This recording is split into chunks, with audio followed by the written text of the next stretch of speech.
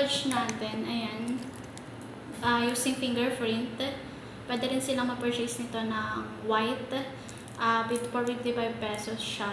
So, ito for admin lang siya, free na siya. Itong black na card na to. So, tap lang natin. Na siya, enroll na siya. Okay.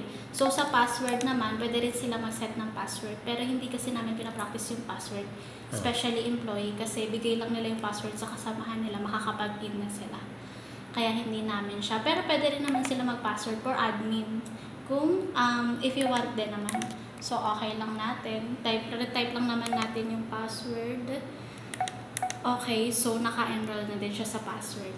Pero kung, yun nga, gagamit ng RFID, di ba? Ito. If RFID, swipe lang siya, pasok na. Swipe lang, papasok, naka-build po dito yung mga logs. Okay. So, using USB, pwede silang using USB, pwede na silang magkuha ng logs. And also, ang nandito rin kasi, sir, TCP/IP. So, using LAN naman, kung ayaw nila mag-USB, may option tayo doon. Using LAN. So, if ever, that's why meron ditong LAN connection, pwede rin nila i-connect yun. Para via LAN, mapupush din yung, pwede nila kunin yung logs. And then, optional natin pala dito, so Wi-Fi. Optional lang to. Usually may additional No. Wala po siyang additional. Kumbaga, naka-built-in na dito yung communication niya. If ever na may Wi-Fi communication sila, pwede nilang i-connect. Okay. Para makuha yung logs. Okay. So, pero TR3 kasi siya, sir, so not possible na mag-push. Kasi usually sa TR3, LAN lang or USB. Okay. It depends pa rin sa software na gagamitin natin. Yung question ko lang, yung pagka, yun nga, pag swipe nito, mag-open na yung pinto, di ba? Tapos, pag sara, kunyari, lalabas naman sila, swipe ulit. Yes.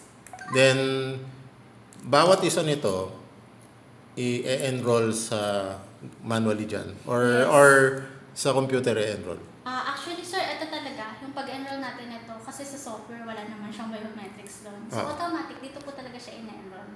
Okay. And then yung fingerprint din.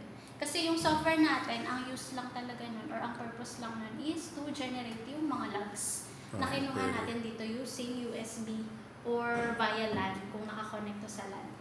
So, ayun sir, i-continue natin yung sa fingerprint. Yung kanina na enroll ko, yung sa akin is eto number 1. Pwede ko siya i-edit or i-delete. So, kung umalis na yung employee or empleyado nila, pwede nila i-delete once na siya, resign na. So, pwede rin naman nilang i-edit dito. Okay. So, try ko i-edit yung sa natin, fingerprint natin, enrollment. Ayan, try ko yung 6 ulit. 1. So, 3 times lang nilang hindi i-move. Dito po pala, sorry, dito. 2, 3. So, naka-registered na siya. Okay. Now, yung sa ganito nga, yung sa card, kasi ito na yung main namin, yung cards na ito, dapat sa inyo naman, izikitay ko talaga mismo. Usually, nang nagiging client kasi namin, sir, if ever nabibili sila ng biometrics, yes, cards sa amin din. Kasi, if ever... May warranty yung cards? Warranty, wala naman tayong warranty sa cards, sir. Ang may warranty natin, biometrics. 1 year warranty tayo. And then, meron din tayong after-sales support. So, if ever na meron silang concern or problem sa biometrics or sa software, pwede namin sila i-support kung mga basic, yes, we can give na free. Pero if mga need na talagang pumunta ng technicals namin doon or critical na talaga yung problem, doon po tayo magkakaroon ng charges. Okay. Especially once na need na i-repair. Yun din para, sir, meron din kami repair. Okay. For that. So, pero bihira naman. Actually, sir, bihira naman yung nagpapa-repair sa amin. Kasi usually, mura lang naman siya. Bumibili na lang sila ng bago. Pero hindi naman ganun din kadami na client namin na nagpapa-repair. Kasi most probably, meron nga kami client no last time, 5 years na silang bumili ng biometrics. So, dahil phase out na, doon na lang sila napilitan na mag-purchase kapag nag-phase out. Okay. Kahit buhay pa siya, so dahil nga nag-phase out na, nawawala na ng support sa...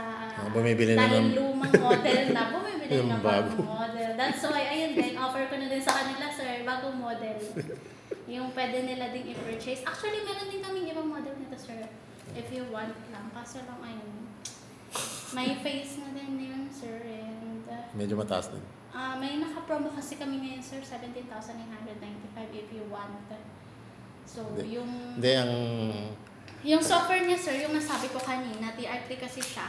Yung software niya, sir, Sentry na. So, automatic using Wi-Fi. Mapupush through na yung mga logs real time. Every time, pwede na nila i-generate.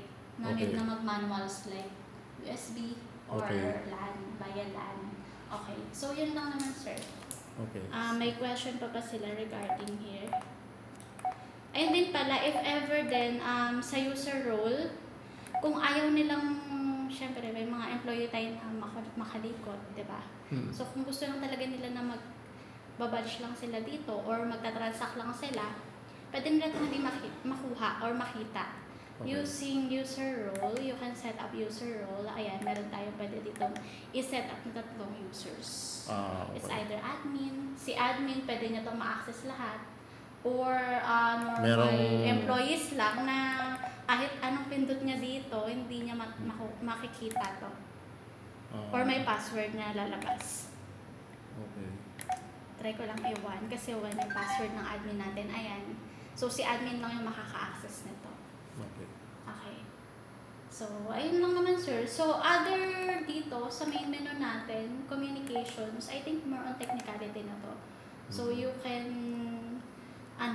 communicate naman sa amin sa technicals. Kung paano siya i-connect sa LAN. Ayan, sa LAN na to, sir. Ayan, sa home system. Ayan. Ito nila pwede i-reset, pwede sila mag-reset, USB, attendance, date. Pwede nila i-set up yung date, and then attendance. Okay. So, if the question is how to log how to upload and download logs dito, USB Manager. So, sa USB Manager, using USB, you can download logs. Okay. Wala tayong sample USB, pero dito siya. Pwede input yung USB natin. Okay. And then, attendance. May lalabas din, sir, na months, within weeks, or depends sa kanila kung ano yung cut-off na kukunin nilang logs. Yung logs niya naka-text file lang or naka-Excel file? Actually, sir, naka-text file siya once na nasa USB pa lang. Pero once na in-upload, once kasi, sir, na-install nila dito, i-upload nila yun dun sa software. Yung software natin, sir, ito siya. Sige. Wait lang, sir, ano lang ako. Software natin pala, sir, TR3 yun.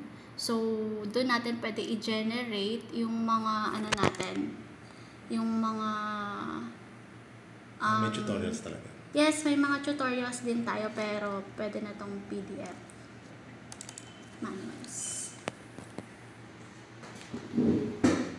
Siya na, nire-record lang, sir. Ayan. So, pwede ko rin ito i-provide sa kanila if ever.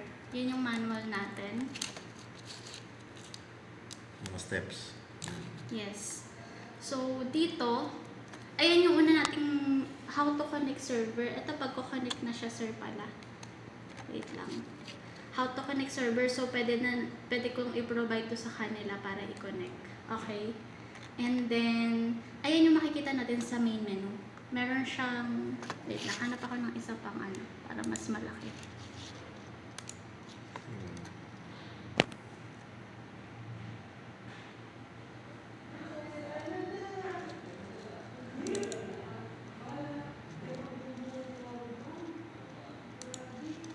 So ano lang talaga to? I mean, kung gagamitin talaga na it takes a little time to get used to lang na para makabisa yung paggamit. Yes, pwede naman, sir. Kaso lang nasa USB ko yata nakasave yun. So, yun na lang muna. Sige. Saan ko ba ito na lang muna. Mas open ko na din yung isa. Ay, video na pala to eh. So, sige, ito na lang. So, ito yung makikita nila. May time recorder dyan, employee, tsaka logout. Okay. Okay. Ang ano naman niya, don't worry sa ano sir, sa pag-login. Kasi sa pag-login natin, naka-ano na siya, naka-default admin. Ito yung una nilang makikita kasi. So, meron yung user and then password. Okay. So, default natin dyan, admin lang. Admin. Okay. Okay. Pero, if you want, pwede rin naman nilang i-change Change. yung password. So, if ever na may concern sila sa pag-change, you can communicate na lang us regarding dun para maano namin sila, ma-assist. Okay? And then, ito yung main menu natin for the TR3 time logs. Sa time logs, dito natin ma-check yung mga logs na pumapasok, of course, devices, import devices logs. So, the word it means import from the USB to device. And then, import logs from the time recorder. From the time recorder naman, kukunin nila yung mga logs dito. For instance, na na-delete lahat ng logs dito, sir, don't worry kasi meron tayo sa software. If ever na may binackup tayo ditong i-download. Kaya make sure na lang na lahat ng logs dito, monthly, or kada cut-off, download nila using USB. Tapos upload na agad nila dito. Para if ever man na yung admin nila or IT or wag naman sana ma-reset, no? Kasi mahirap yun, sir eh. Oo, wag naman sana ma-reset. Pero if ever, diba, kaya binibigyan ko na po sila ng ano, ayun, mas maganda may backup tayo dito or sa USB. Ayun, sir. So, ayan, dito natin siya pwede i-import yung from the USB or from the device.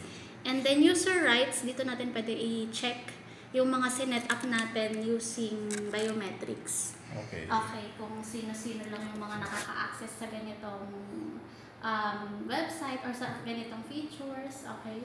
And then change password. Ayun pala sir. So, no need na pala i-support. Kasi meron naman siya change password. Yes, ayun pala. So, sa change password, admin din yung pwedeng mag-change nito. So, if ever na ipapagamit nila sa employee, pwede din naman sir ipagamit to sa employee. Make sure na lang na syempre hindi nila nakikita yung change password or anything else. And then, group members. Yes, of course, sa group members pala sir. Ano yan? It's either division, department. Pwede nila yung i-generate. But makikita nila dito mismo sa group members. And then employee groups. Actually, parang almost the same lang naman. Siguro department. Hindi, meron yan. May IT department, may call center department. Oo, ganun. And then, meron ayan, HR employees. So, if ever na ima-manual nila or anong tawag dito? What do you call this? Encode. Encode nila, enroll nila. Once na-enroll na nila sa biometrics, of course, need na nila ilagay dito. Make sure lang na para hassle-free. Kasi syempre naging HR din ako before eh. Ang hassle nga naman, isa-isahin mo siya, no?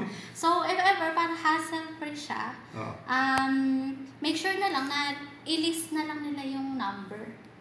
Ni employee number ng mga employees natin para if ever, hindi na nila iisa-isahin dito sa biometrics. Yung mga names. So, ang gagawin lang nila dito, enroll nila fingerprint, and then mag-ready na sila ng mga employee numbers. Okay, para employee number lang yung i-input nila dito at the same time yung fingerprint. Okay. And then dito naman sa software, ayan, pwede sila dyan mag-input na din isa-isa. Mga information lang naman yun, sir. Madali lang. Editable and yes, you can delete din naman. Same here. Pag-add new employees naman, pag-add.